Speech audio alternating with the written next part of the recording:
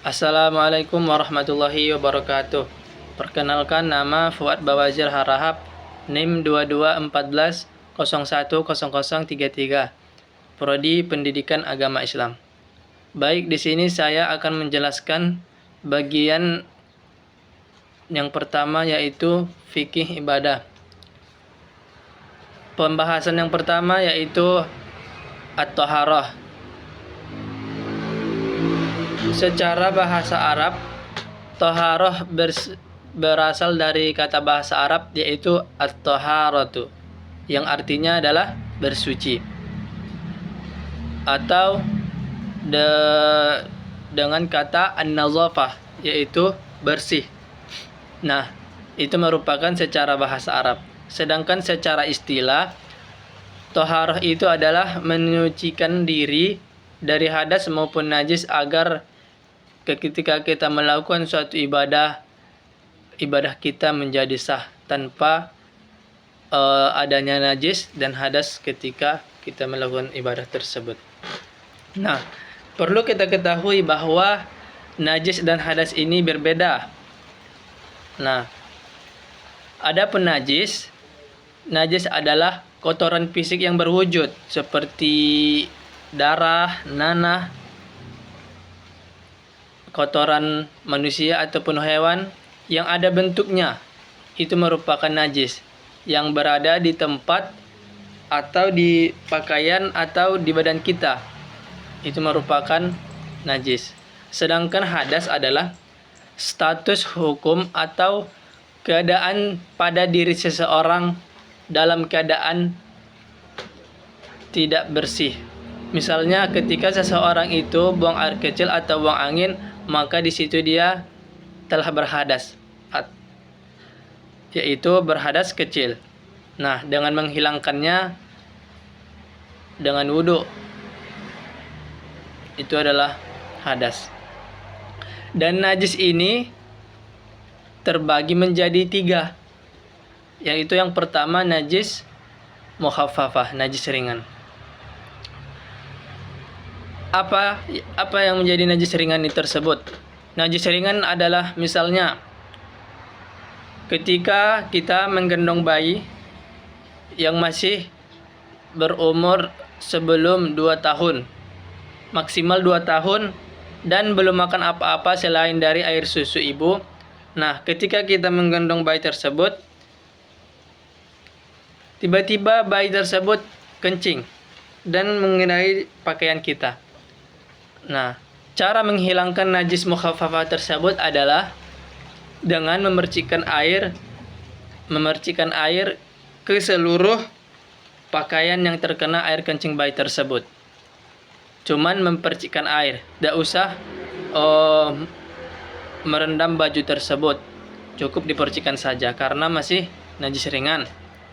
Sementara yang kedua yaitu najis mutawassithah, najis sedang, seperti darah, kotoran hewan maupun manusia, nanah. Nah, dan adapun cara menghilangkannya yaitu dengan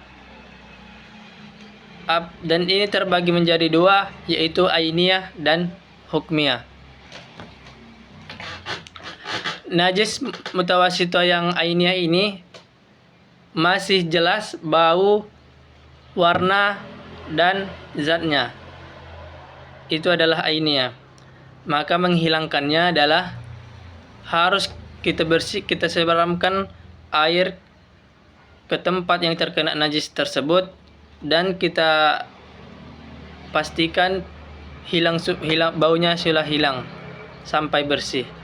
Sedangkan najis mutawassithah yang hukmiyah, apabila ada kotoran di kotoran, misalnya kotoran ayam di lantai teras kita, kemudian dia sudah kering,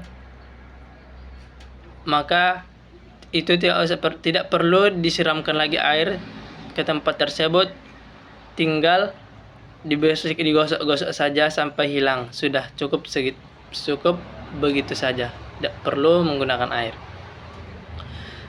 Najis yang ketiga yaitu najis mughalladzah, najis berat, yaitu yang bersumber dari anjing dan babi maupun air liurnya, kotorannya, asal yang berasal dari anjing dan babi merupakan najis mughalazah. Dan cara menghilangkannya harus disama, yaitu harus dibersihkan 7 kali. 7 kali berturut-turut dengan air bersih. Kemudian salah satunya dicampur dengan tanah yang suci. Itu merupakan najis. Kemudian masuk kita kepada hadas, yaitu hadas adalah kondisi seseorang, status hukum atau kondisi pada diri seseorang dalam keadaan tidak suci. Misalnya kita sedang kita ketika duduk buang angin. Nah, di situ kita sudah berhadas, tetapi berhadas kecil. Atau kita ke kamar mandi buang air kecil. Maka di situ kita sudah berhadas, tetapi hadas kecil. Dan hadas ini terbagi dua, hadas kecil dan hadas besar. Yang tadi hadas kecil, kemudian yang hadas besar apabila seseorang itu mengeluarkan sperma dari kemaluannya atau haid atau melahirkan bagi perempuan, maka cara membersihkannya adalah dengan mandi wajib. Nah, sedangkan hadas kecil tadi untuk menghilangkannya cukup dengan berwudu.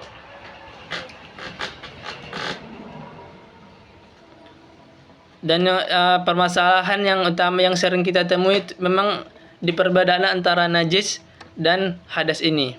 Banyak yang masih salah paham dan menyamakan antara najis dan hadas ini. Akan tetapi jelas bahwa najis dan hadas itu sangat berbeda.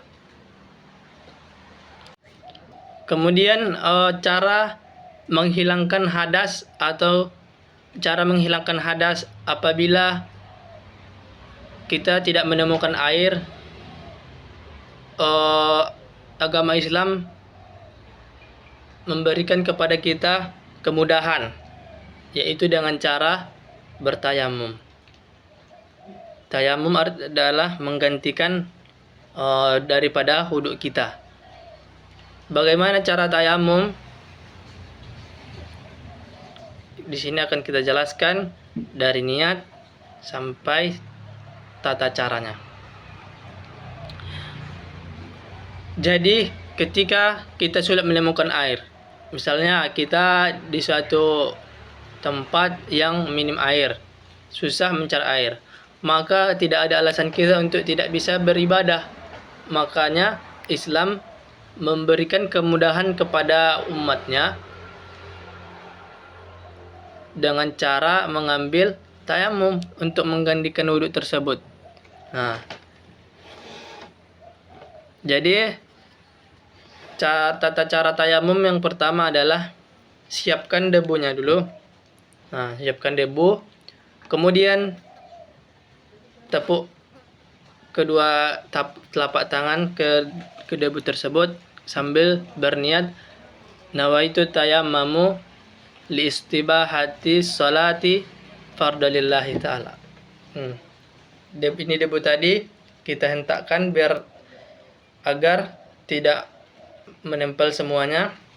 Kemudian kita usap ke muka sekali putaran. Dah, satu. Kemudian kita hentakkan kedua. Kemudian kita usap kedua tangan. Ini untuk di bagian luar dan ini untuk di bagian dalam.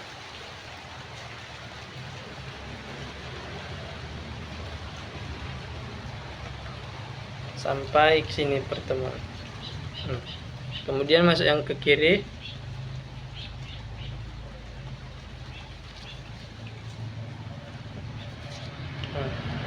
Ini dia bertemu ibu jari, tidak lagi ini, karena ini sudah diusap dengan jari yang 4. Kemudian yang ketiga adalah tertib. Itu merupakan tata cara tayamum. Baik, di sini kita akan mempraktekkan bagaimana tata cara berwudu. Yang pertama itu kita memulai dari niat. Yaitu niatnya nawaitul wudu'a li raf'il hadasil asghari fardalillahi ta'ala. Aku berniat berwudu untuk menghilangkan hadas kecil fardu karena Allah Ta'ala. Yang pertama kita membasuh muka sebanyak 3 kali.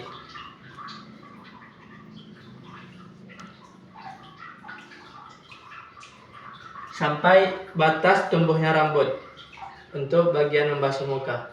Kemudian rukun yang kedua adalah membasuh kedua tangan sampai siku.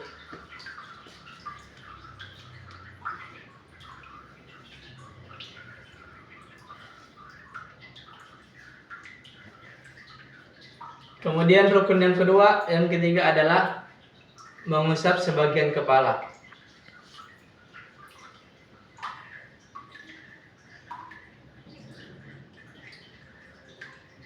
Nah, adapun bagian mengusap telinga itu adalah sebagian pendapat ulama adalah sunnah. Kemudian yang rukun yang keempat adalah membasuh kedua kaki sampai kedua mata kaki.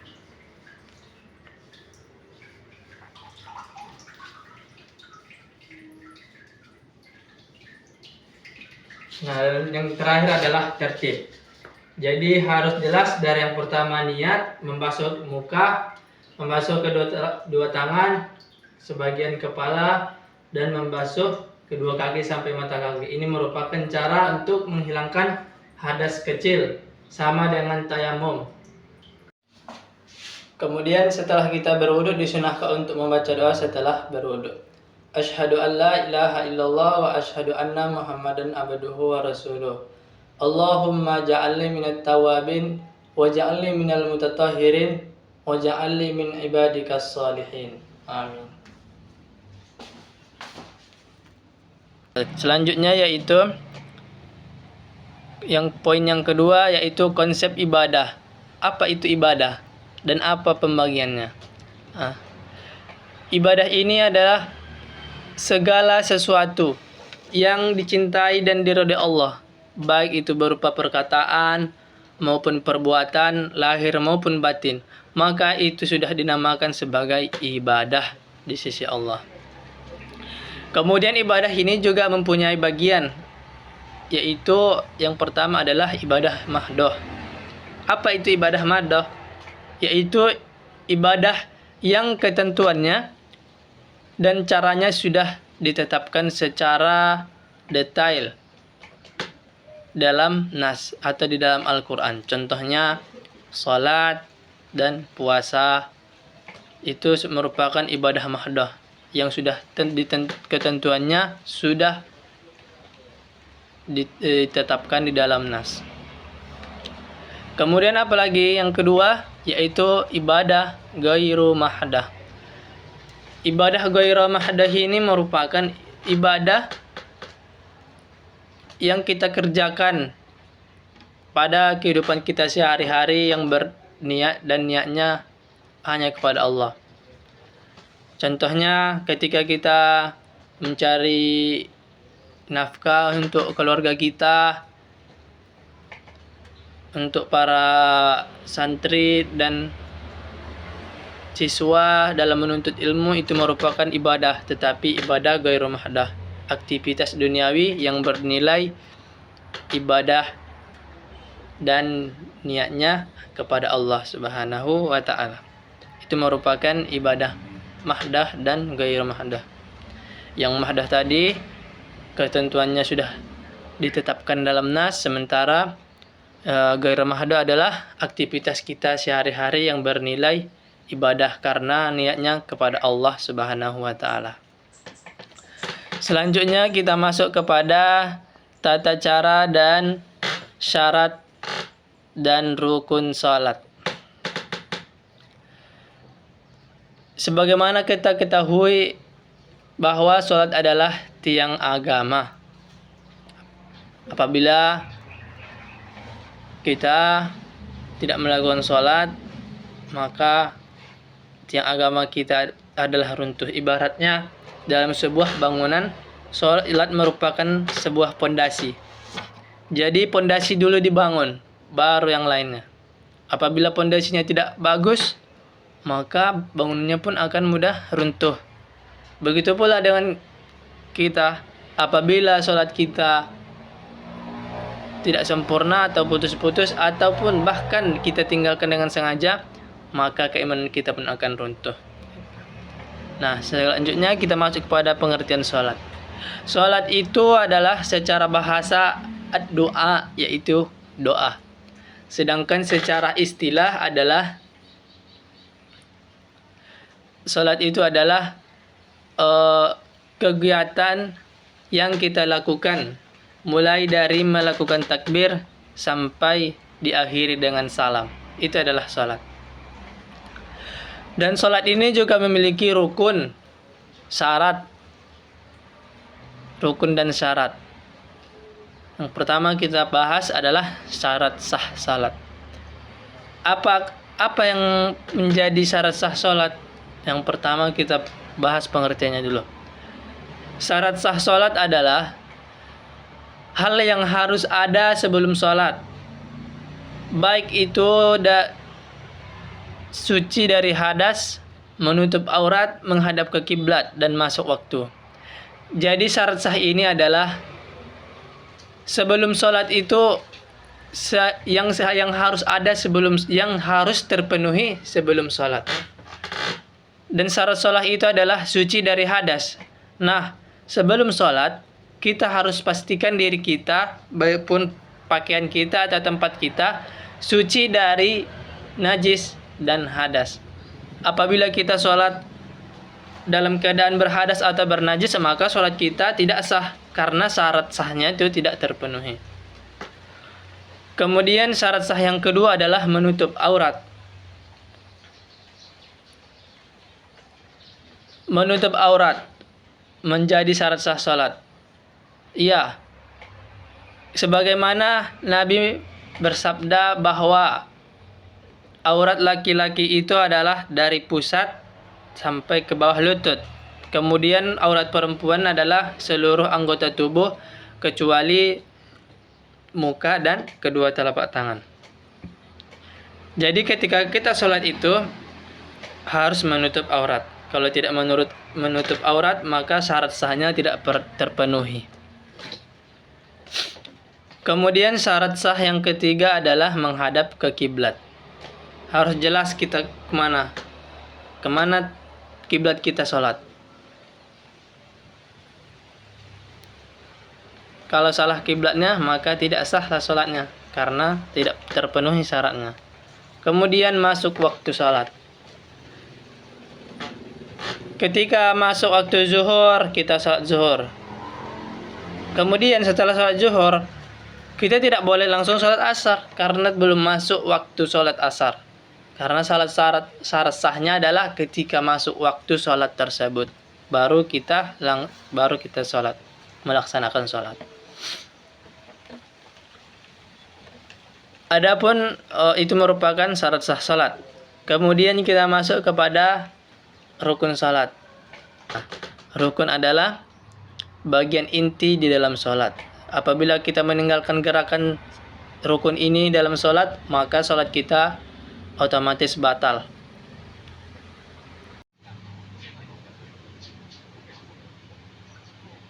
Baik, di sini kita akan melakukan praktek dalam sholat. Yaitu kita yang pertama adalah niat.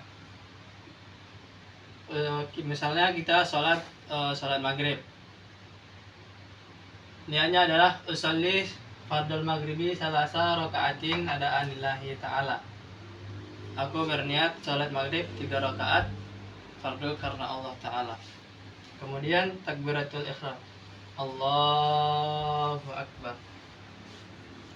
Dilanjutkan dengan membaca doa iftitah. Disunahkan dengan membaca sholat doa iftitah, Allahu Akbar kabira walhamdulillahi katsira wa subhanallahi bukratan wa asila. Inni wajjahtu wajhiya lilladzi fataras samawati wal arda wa ma ana minal musyrikin. Inna salati wa nusuki wa mahyaya wa mamati lillahi rabbil alamin. La syarika lahu wa bidzalika umirtu wa ana minal muslimin. Selanjutnya membaca surah Al-Fatihah. Bismillahirrahmanirrahim. Alhamdulillahi rabbil alamin. Ar-Rahmanir Rahim. Maliki yaumiddin.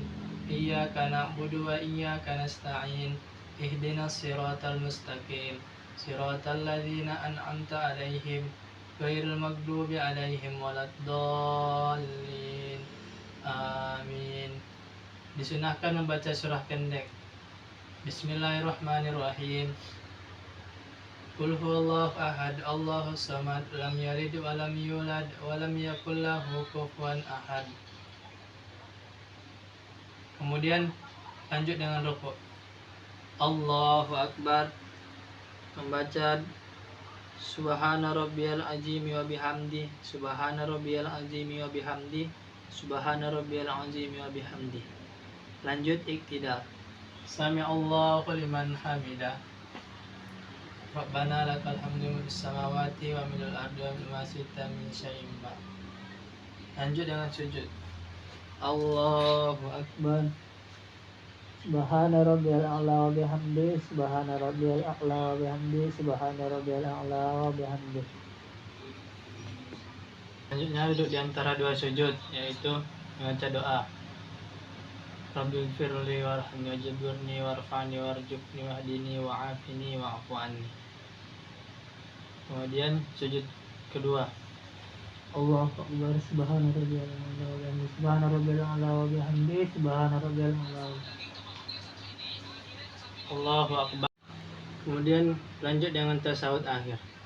At-tahiyatul mubarakatuh salawat thayyibatu lillah. Assalamu alayka ayyuhan nabiyyu warahmatullahi wabarakatuh. Assalamu alayna wa ala ibadillahis sholihin. Asyhadu an la ilaha illallah wa asyhadu anna Muhammadar Rasulullah. Allahumma shalli ala sayyidina Muhammad wa ala ali sayyidina Muhammad. Kama shallaita ala sayyidina Ibrahim wa ala ali sayyidina Ibrahim. Wa barik ala sayyidina Muhammad wa ala ali sayyidina Muhammad. Kama barakta ala sayyidina Ibrahim wa ala ali sayyidina Ibrahim fil alamina innaka Hamidum Majid. Lanjut dengan salam yang pertama. Assalamualaikum warahmatullahi. Assalamualaikum warahmatullahi. Dan yang terakhir adalah tertib. Selanjutnya kita masuk kepada salat jamak dan salat qashar. Yaitu salat jamak dan qashar ini terjadi ketika kita melakukan suatu perjalanan yang jauh sehingga tercapai batasnya.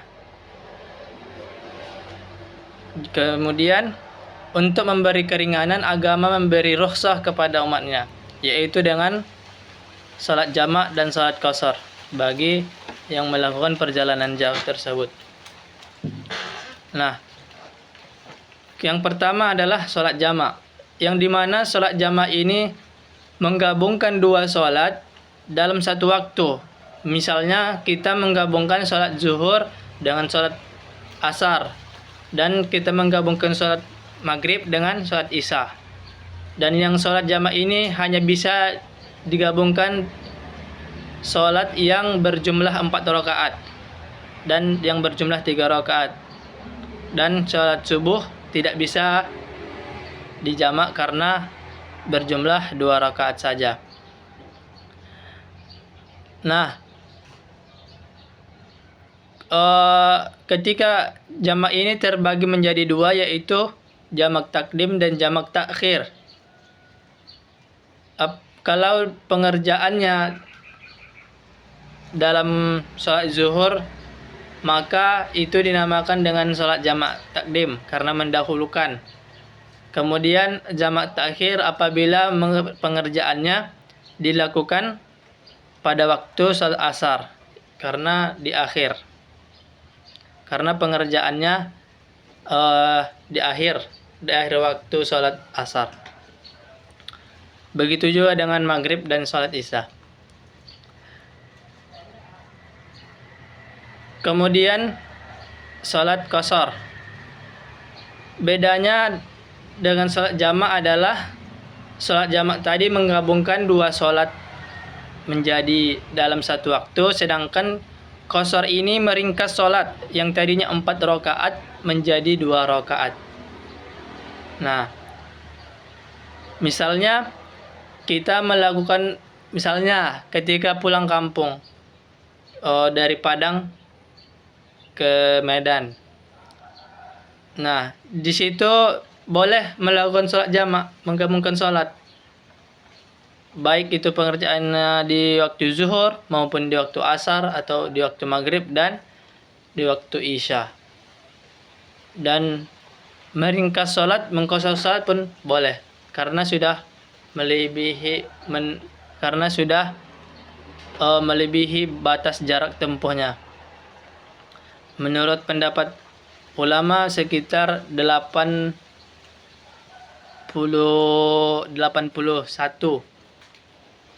kilometer atau perjalanan sehari semalam sudah bisa melakukan sholat jamak dan qashar. Ada juga sholat jamak kemudian dikosor. Nah, kalau sholat jamak qashar ini kita menggabungkan dua sholat dalam satu waktu kemudian sekaligus meringkasnya. Yang tadinya menjamak itu 4 zuhur, 4 asar, tetapi di dalam sholat jamak qashar kita menggabungkan sholat zuhur dan sholat asar, tetapi rakaatnya diringkas menjadi 2 zuhur dan 2 sholat asar. Itu dinamakan dengan sholat jamak dan qashar. Kemudian kita masuk kepada salat Jumat. Salat Jumat ini berjumlah 2 rakaat yang dilakukan secara berjamaah di waktu zuhur pada hari Jumat. Yang dimana ini merupakan pengganti dari sholat zuhur bagi laki-laki. Sholat zuhur dia tidak melakukan sholat zuhur lagi, tetapi sholat Jumat 2 rakaat dan mengikuti khutbah Jumat. Syaratnya yaitu laki-laki muslim, merdeka, balik dan mukim, menetap. Contoh, seorang laki-laki muslim yang sehat dan tidak sedang bepergian wajib mendatangi masjid saat azan sudah berkumandang. Sebagaimana firman Allah, tinggalkan kamulah apabila hari Jumat itu sudah diserukan, maka tinggalkan kamulah jual beli kamu. Itulah seruan untuk sholat Jumat. Baik, di sini saya akan mempraktekkan khutbah Jumat. Assalamualaikum warahmatullahi wabarakatuh. Innal hamdalillah nahmaduhu wa nasta'inuhu wa nastaghfiruh wa na'udzu billahi min syururi anfusina wa min sayyiati a'malina. May yahdihillahu fala mudhillalah wa may yudlil fala hadiyalah. Asyhadu an la ilaha illallah wahdahu la syarikalah wa asyhadu anna Muhammadan abduhu wa rasuluh. Allahumma salli wa sallim ala sayyidina Muhammad wa ala alihi wa sahbihi wa man tabi'ahum bi ihsanin ila yaumiddin. Faya ibadallah usikum wa iyaya bitaqwallah faqad fazal muttaqun. Faqala Allah ta'ala fi kitabihil karim, a'udzu billahi minasy syaithanir rajim. Ya ayyuhalladzina amanu taqullaha wa qulu qawlan sadida yuslih lakum a'malakum wa yaghfir lakum dzunubakum wa man yuti'illaha faqad faza fawzan 'azima. Shadaqallahul 'azim. Wa qala an-nabiyyu sallallahu alaihi wasallam, ittaqullah haitsu ma kuntum wa atbi'is sayyi'atal hasanata tamhuha wa akrimin nasa bi khuluqin hasan. Jamaah Jumat sidang rahimakumullah. Marilah sama-sama kita panjatkan puja-puji syukur kita kehadirat Allah Subhanahu wa taala yang masih memberikan kita begitu banyak nikmatnya, di antaranya nikmat kesehatan dan kesempatan, sehingga kita masih dapat berkumpul pada hari Jumat yang mulia ini. Salawat beserta salam marilah kita sanjungkan ke ruh baginda Nabi besar Nabi Muhammad sallallahu alaihi wasallam. Mudah-mudahan kita mendapatkan syafaatnya di akhir kelak. Amin ya rabbal alamin. Tak lupa juga khatib mewasiatkan kepada jemaah Jumat sekalian dan khususnya kepada diri khatib pribadi untuk senantiasa meningkatkan ketakwaan kepada Allah Subhanahu wa taala. Takwa dalam arti imtisalu awamiri wajtinabu nawahi, yaitu melaksanakan segala perintah Allah dan menjauhi segala larangan-larangan Allah. Jamaah Jumat rahimakumullah. Pada zaman sekarang ini sangat banyak tantangan-tantangan yang telah kita hadapi. Di antaranya adalah dalam menilai seseorang yang dijadikan sebagai patokan pada zaman sekarang ini adalah seberapa tinggi jawabannya. Tingginya jawaban seseorang, luasnya harta seseorang, berlimpahnya harta seseorang merupakan yang dijadikan patokan kesuksesan di dalam kehidupan zaman sekarang ini. Padahal hadirin, yang dijadikan sebagai patokan dalam kesuksesan adalah seberapa bermanfaatkah kita kepada sekitar kita. Karena sebagaimana Nabi bersabda, khairun nas anfa'uhum linnas. Sebaik-baik manusia adalah yang paling bermanfaat bagi manusia yang lainnya. Nah, inilah yang menjadi standar kehidupan kita, yang menjadi patokan kita dalam kesuksesan dunia. Seberapa besar manfaat kita kepada orang lain, bukan seberapa besar harta kita, seberapa banyak jabatan kita, seberapa tinggi titel kita, bukan itu yang dijadikan sebagai kesuksesan. Akan tetapi sudah seberapa banyak manfaat yang kita berikan dengan harta yang kita miliki, sudah seberapa manfaat yang dirasakan oleh seorang orang sekitar kita terhadap jabatan yang kita miliki. Karena percuma jabatan kita tinggi, percuma harta kita banyak kalau tidak ada manfaatnya kepada sekitar kita. Jamaah Jumat sidang rahimakumullah. Dalam hadis tersebut dapat kita tarik kesimpulan bahwa yang dikejar di dunia ini boleh saja kita lakukan, apa saja kita upayakan dengan sebaik-baiknya. Akan tetapi jangan lupa kehidupan sesungguhnya, yaitu di akhir kelak nanti. Itulah yang akan kita persiapkan untuk menghadapinya, yaitu yang tidak akan kita bawa harta yang melimpah tersebut, tidak akan kita bawa jabatan yang tinggi itu. Yang kita bawa adalah amal ibadah kita, ketakwaan kita kepada Allah Subhanahu wa taala. Mungkin sampai di sinilah khutbah yang singkat ini. Mudah-mudahan kita dapat pelajarannya. Amin ya rabbal alamin. Barakallahu li wa lakum fil Qur'anil karim. Wa nafa'ani wa iyyakum bima fihi minal ayati wadh-dhikril hakim. Wa taqabbala minni wa minkum tilawatahu. Innahu huwal ghafurur rahim.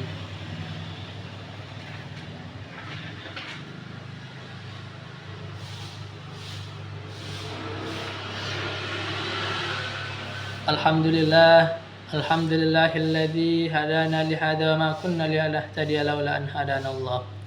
Asyhadu an la ilaha illallah wa asyhadu anna Muhammadan abduhu wa rasuluh alladzi la nabiyya wa la rasula ba'dah.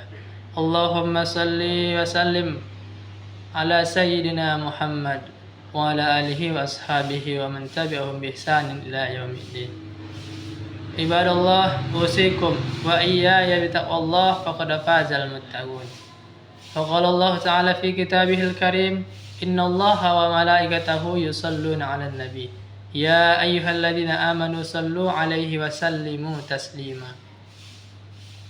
Allahumma salli ala sayyidina Muhammad wa ala ali sayyidina Muhammad kama sallaita ala sayyidina Ibrahim wa ala ali sayyidina Ibrahim. وبارك على سيدنا محمد وعلى آل سيدنا محمد كما باركت على سيدنا إبراهيم وعلى آل سيدنا إبراهيم في العالمين إنك حميد مجيد. اللهم اغفر للمسلمين والمسلمات والمؤمنين والمؤمنات الأحياء منهم والأموات إنك على كل شيء قدير. اللهم اغفر لنا ذنوبنا ولوالدينا وارحمنا وارحمهم كما ربونا صغار. اللهم بارك لنا في رجب وشعبان وبلغنا رمضان. ربنا آتنا في الدنيا حسنة وفي الآخرة حسنة وقنا عذاب النار. عباد الله إن الله يأمركم بالعدل والإحسان وإيتاء ذي القربى وينهى عن الفحشاء والمنكر والبغي يعظكم لعلكم تذكرون فاسعوا إلى ذكر الله واذكروا الله على يعظكم ولذكر الله أكبر. Aqimis shalah. Sekian, assalamualaikum warahmatullahi wabarakatuh. Selanjutnya adalah puasa. Secara bahasa Arab, puasa itu berasal dari kata soma yasumu sauman, yaitu artinya menahan.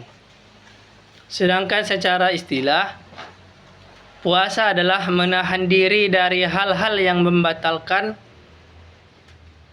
baik itu makan, minum, ataupun yang lain, dari terbit fajar hingga terbenam matahari. Itu merupakan puasa. Kemudian puasa terbagi menjadi dua, puasa wajib dan puasa sunnah. Adapun puasa wajib yang kita laksanakan adalah seperti setiap tahun kita menunaikan puasa kita, yaitu puasa Ramadan. Itu merupakan puasa wajib. Kemudian puasa nazar. Puasa nazar ini ketika kita sedang melaksanakan ujian. Kemudian kita bernazar apabila kita lulus dalam ujian tersebut, kita bernazar akan membaca surah Yasin sebanyak sekali putaran. Nah, ketika kita lulus dalam ujian tersebut, maka nazar kita tersebut harus dibayar. Itu merupakan puasa nazar. Kemudian puasa kafarat. Puasa kafarat ini adalah puasa denda, kena denda.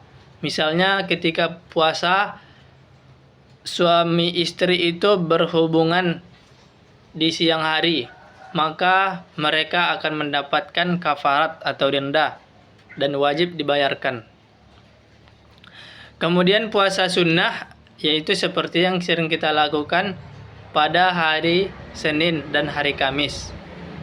Kemudian puasa Arafah, yaitu 9 Zulhijjah. Kemudian puasa Rajab dan lain-lain, itu merupakan puasa sunnah.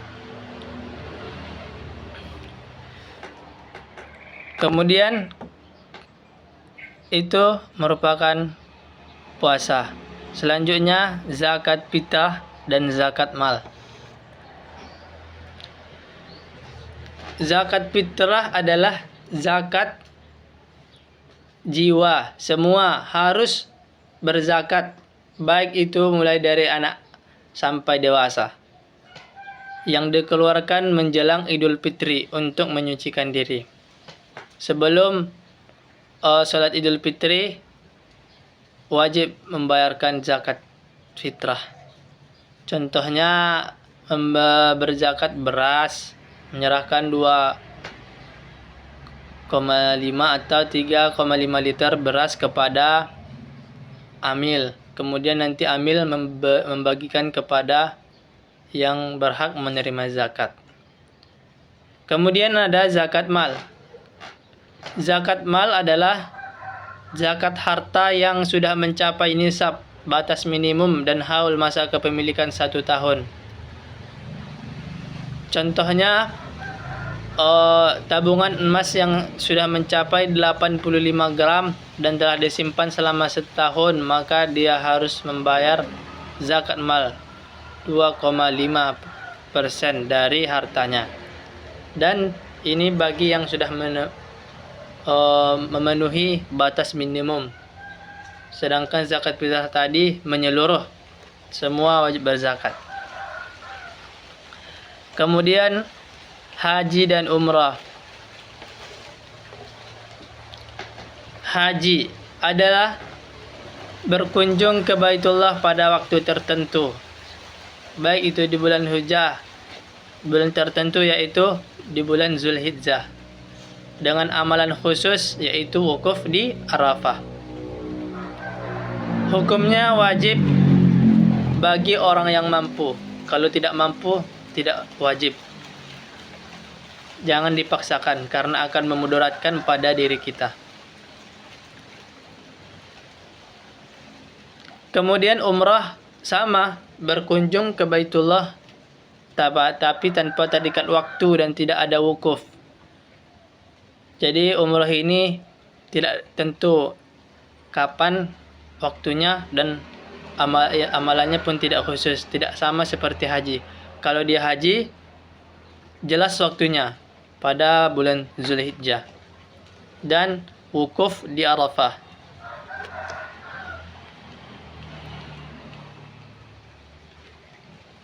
Mungkin sampai di sini penjelasan mengenai dari fikih ibadah. Kurang dan lebihnya saya mohon maaf. Assalamualaikum warahmatullahi wabarakatuh.